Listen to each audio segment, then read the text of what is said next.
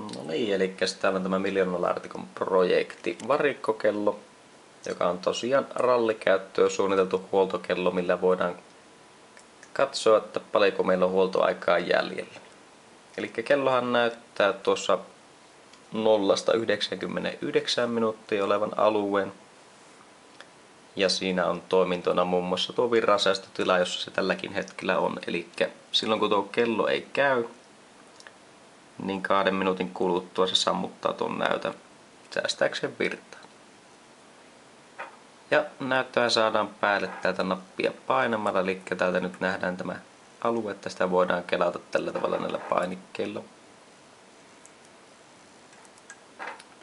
Ja kellohan näyttää meille tuo viimeisen minuutin sitten ihan sekunteina, eli tällä hetkellä siellä nyt on sitten se minuutti ja 50 jotain sekuntia.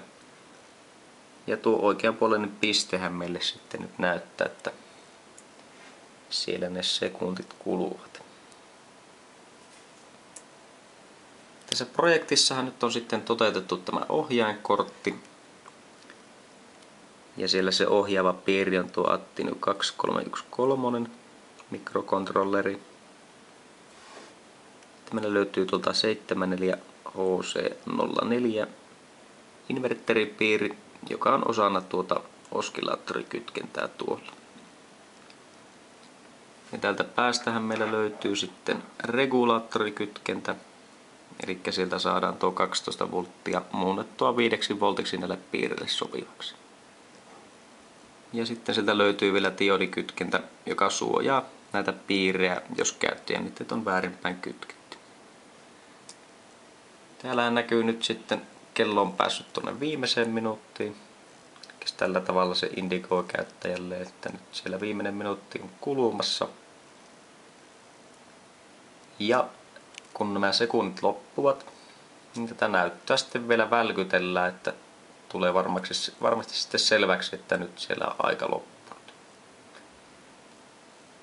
Näyttö on kyllä todella kirkas tuolla 12 voltilla.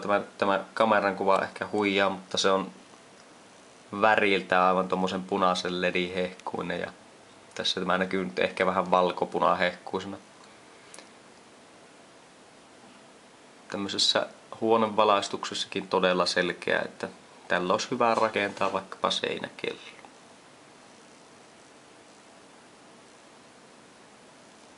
Ja näin aika kuluu loppuun ja sitten vielä vilkutellaan tätä näyttöä käyttäjälle. Tällainen projekti.